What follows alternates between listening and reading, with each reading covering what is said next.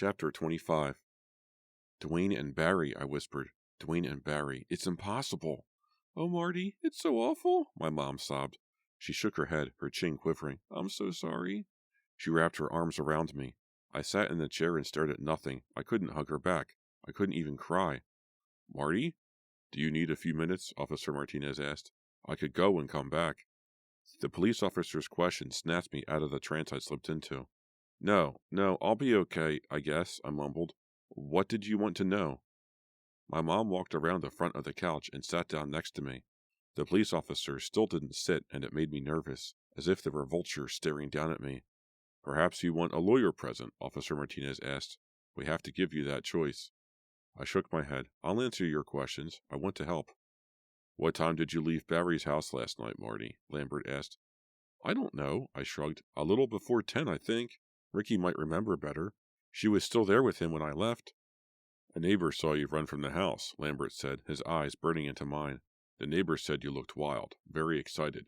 Wait a minute, I cried. You guys don't think I killed him. You've got to be out of your minds. The officers both raised their eyebrows. Then Martinez shrugged. Look at it from our point of view, Marty, he began. We've been aware of every incident in which you were involved over the past few weeks. Huh? I cried. Incident? He nodded.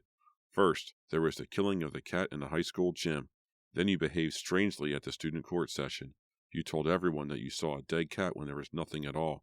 Then you were the one to discover Dwayne Clark's body. I felt sick. I couldn't argue with anything he said. Finally, last night at the animal shelter, the officer continued, the manager told us she found the cats all loose, and you were batting at them with a broom. This is insane, my mom burst out.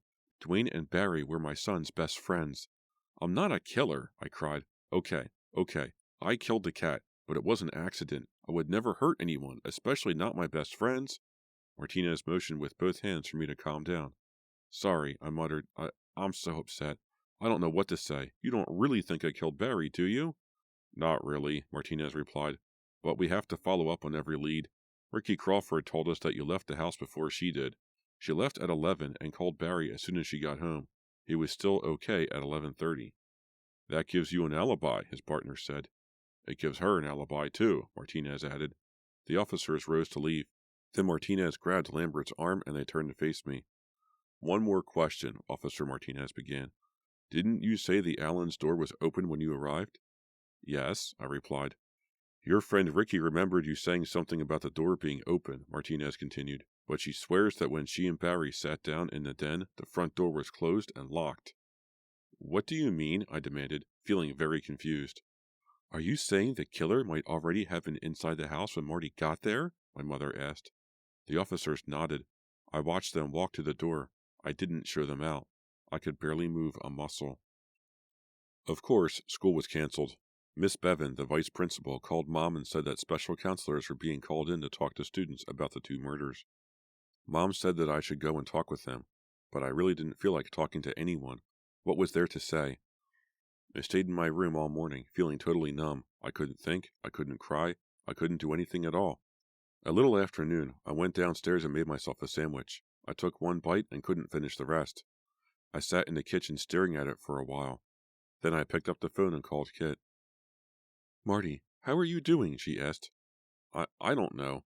I think I'm in shock or something. I can't think straight. I'm in shock too, Kit replied. I just can't believe it. We were both silent for a while. I could hear her breathing. They said on the news that Barry was clawed to death, Kit said finally. It's just so unbelievable, Marty. Her voice broke. Yeah, I sighed. Unbelievable. Both guys, kids we know, clawed to death. Is the killer crazy? He's like a vicious animal. I didn't reply. I suddenly wanted to get off the phone. I couldn't talk about it. Why had I called Kit? Ricky was there with Barry last night? Kit asked. I heard that she... Yeah, she was with him, I interrupted. But she says she left at 11 and talked with him later. She must be really messed up, Kit said. Maybe I'll give her a call. That would be nice, I replied. We all just have to be nice to each other, Kit said, and maybe we'll get through it. Maybe, I replied, feeling my throat tighten. I just can't believe it all started with a stupid cat. You don't really believe? Kit started to say. But I couldn't talk anymore. I could feel myself breaking down. Later, Kit, I choked out. I hung up before she could say anything else. I didn't know what I did the rest of the afternoon. I really don't remember. The next day, the school held a special assembly for Dwayne and Barry. It was very sad. Just about everyone cried. The grief counselors offered to meet with any students who wanted their help. Afterward, Coach Griffin held a team meeting. It was the quietest meeting we ever had. "How do you boys feel?" Coach asked. "Feel like playing in the tournament? Or should we give it a miss? Be honest. I'll do whatever you say." All eyes turned to me. Everyone knew that Dwayne and Barry had been my best friends. We can't win without them," I murmured. "I don't think we should play." A few guys nodded, but others protested. Kevin spoke up. "Marty, after Dwayne's death, you were the one who said we should play for him.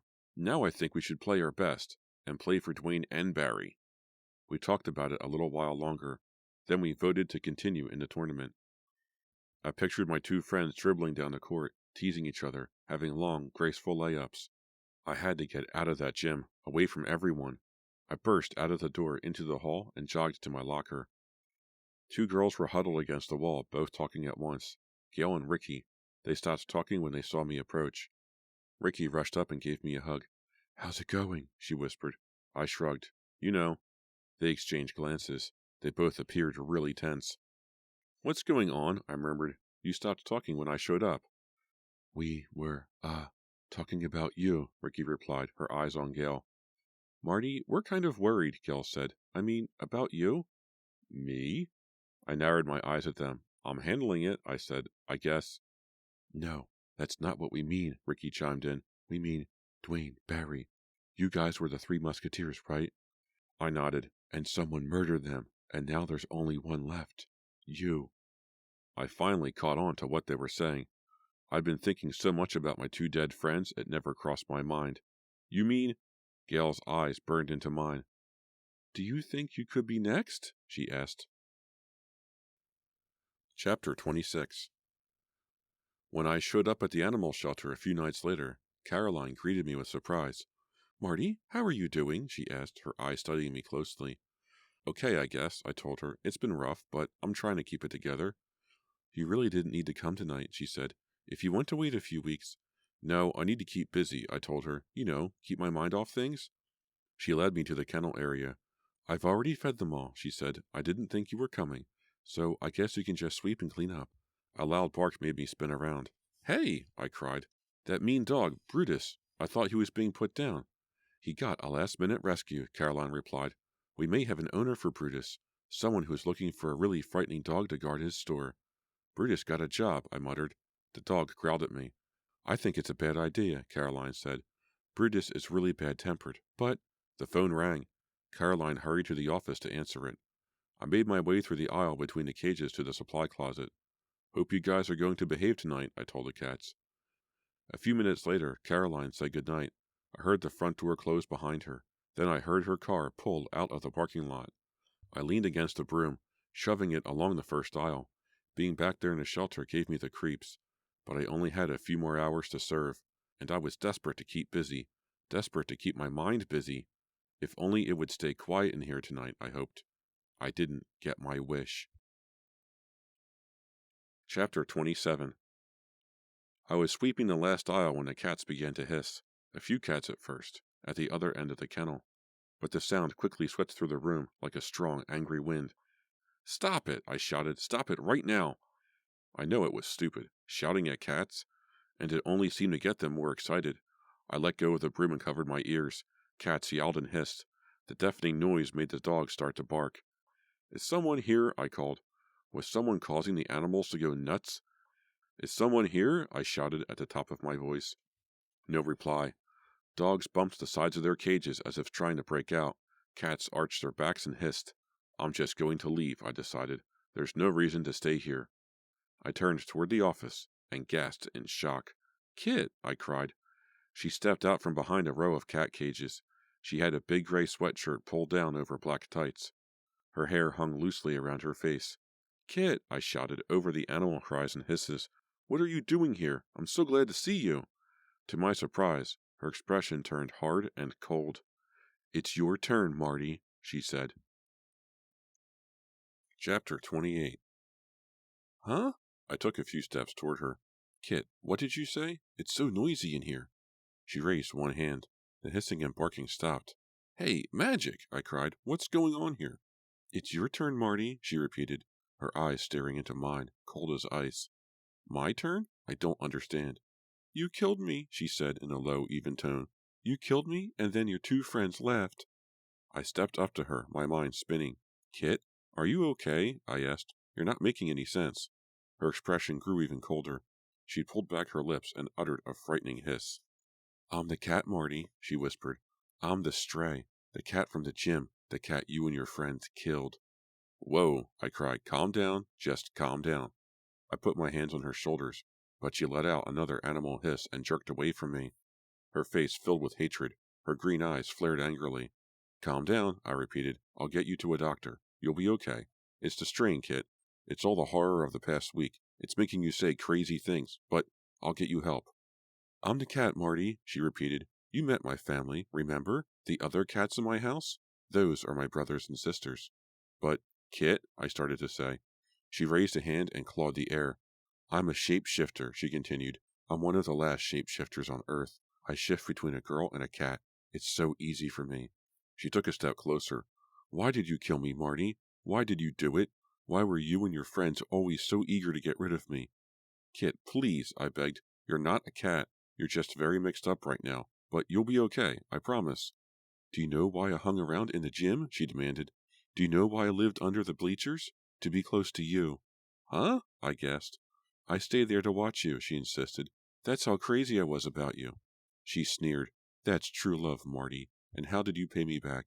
You dropped me off the bleachers. You tried to kill me. You didn't know that I'm blessed with 9 lives. I stared hard at her. My mouth had dropped open. I didn't believe any of it, not a word. It was all totally crazy. Poor Kit had freaked out. I'll get you help, I told her. No, you won't, she shot back. You're dead, Marty. I'll miss you. I really will. But I've been playing with you for too long. It's time to finish this. Listen to me, I tried to explain. But I stopped when I saw her start to change. Gray fur sprouted quickly over her face. Her features melted together as whiskers poked out from under her nose. She slid out from her clothes, covered in gray fur now, shrinking, down on all fours, her hands and feet turning into paws, a tail rising stiffly behind her, her lips pulled back in a shrill cat hiss. No! A wail of horror, of total disbelief escaped my throat. I was staring at the cat with the black diamond forehead. I was staring at Kit, staring at the cat I had killed. No, please, I begged. I staggered back. Not fast enough. She leapt high, raising 2 sharp-clawed paws. I felt a sharp stab of pain run over my face, saw bright red blood, my blood, spatter to the floor. Oh! The pain shot down my entire body. She pulled away her claws. I saw chunks of my skin in them.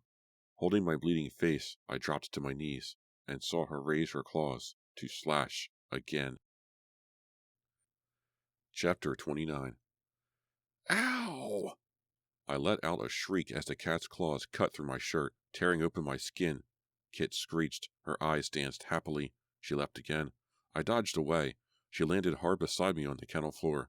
The pain shot through my body, doubling me over. My blood spattered the floor. Lifting my head, I saw her raise herself, prepared to attack again. I groaned. No way to escape. She's going to kill me, I realized. She's going to slash me to pieces. She tossed back her head in a shrill screech and dove at me again. I turned, and her claws scraped my side. Everything went red as my blood. I choked, gasped for breath. I felt myself going under, fading into the red. No, I moaned. I pushed myself forward, grabbed the dog cages for support, heaved myself away from her. A sharp growl made me stop. Through the pain, through the billowing red, I gazed down. Brutus. The big dog growled up at me. I heard Kit screech, turned and saw her running toward me on all fours, eyes wild, fur standing on end as if electric. Brutus, I groaned. I fumbled with the latch, my hand trembling so bad I couldn't work it. Finally, I jerked open the cage door. The big dog lumbered out just as Kit attacked. I collapsed to the floor. The pain swept over me, pulled me down. But I raised my head in time to see the big dog clamp his jaws around the cat. Kit shrieked and clawed. I heard a sickening crack as Brutus snapped her neck between his teeth. Kit let out a long, breathy wheeze. Her body slumped lifelessly in the dog's jaws. and I sank to the floor and watched the curtain of red darken to black. Chapter 30. The emergency room doctor shook his head. He had stitched me up and checked me out. I still don't believe it, he murmured. A cat did that to you? I nodded grimly. Yeah, a cat. I don't know why it attacked me, but I'm never going back to that animal shelter. I can promise you that. I think that's smart, the doctor agreed. I don't think you and animals get along. What an understatement, I thought. As I left the hospital with my parents, I wished I could tell them the truth, but there was no way they would ever believe me. My parents don't believe in shapeshifters. I don't know anyone who believes in shapeshifters, except for me, of course. Ricky called a few hours after I got home. I was so sore I could barely hold the phone to my ear, but we had a nice talk. She's really okay, I decided. In fact, she's terrific. I decided to apologize to her for the way I had treated her before. Maybe she and I could try again, now that all the horror was over. The first basketball tournament game was the next Friday night. I still felt sore, and my side throbbed every time I caught the ball. But I was so happy to be back on the court, so happy to be having a normal life again. I ignored the pain and played my hardest. With less than 2 minutes in the game, we were down by 1 basket. A 3-point shot would move us ahead, and then maybe we could hang on to win. Kevin and Joe Gimmel passed the ball back and forth as they thundered down the court. I trotted near the foul line, trying to get open. I faked left. Joe could see that I was open. Pass it! Pass it! I shouted. He stopped dribbling and raised the ball, as if he were going for the 3-pointer himself. Then he heaved the ball to me. I reached for it, and saw a green glow under the bleachers. 2 green glows. 2 green eyes. Of a cat. A gray cat with a black diamond on its forehead. The ball bounced off my chest. The crowd groaned. I didn't care. I stared at the cat. She raised blood-smeared claws, and I started to scream. This has been a Nightfall Audiobooks production of Cat by R.L. Stine, a Fear Street novel, Book 45. Hi, this is Chris again, and thank you very much for joining me for my production of Cat by R.L. Stine from the Fear Street series. R.L. Stine likes to mess with shapeshifters every once in a great while. I say that because my goal is to read all of the original Fear Street novels, the Super Chillers, and his Point Horror stuff, on top of the 3 main trilogies, 99 Fear Street, the Cataluna Chronicles, and the Fear Street Sagas trilogy. After reading half of all those novels, I've encountered shapeshifters 2 or 3 times. Bad Moonlight has a werewolf that you don't see until the very end of the novel, and the Cataluna Chronicles has a witch, Catherine Hatchett. She can change into a snake, a horse, a cat, a mouse, whatever she wants, really. It's pretty rare to see a shapeshifter on Fear Street. That's really cool. I gotta say, I didn't have high hopes for this novel because it's so darn short, and then it's 30 chapters long plus a prologue, so that makes it very easy for me to record because of how short it is. But anyway, this was a lot of fun to read. I liked Dwayne and Barry. I liked their dynamic. I liked that they were the 3 Musketeers. I think the setup was wonderful with Marty accidentally dropping the cat. It was very clearly an accident. He very clearly thought to himself, it's me or this cat. I've already been injured by this thing, and I don't want to go tumbling down these bleachers, get hurt even more, and definitely lose that basketball scholarship. So he dropped the cat and reached for his friend, and the cat died. It was very, very unfortunate, but it was an accident. The part that kind of goes off the rails for me, though, is the student court thing. I mean, I guess I get that. There's probably a political group or something like that at Shadyside High that I didn't know anything about. I mean, that makes sense. My high school had a debate team. Who doesn't, you know? But what doesn't make any sense is for the student court to hand down to Marty a 30-hour community service sentence, and then he has to uphold it. That's crazy.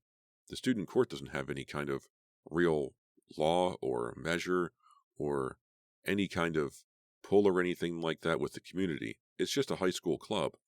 How can they actually enforce such a ruling? But whatever the case, Marty takes it seriously, and good on him.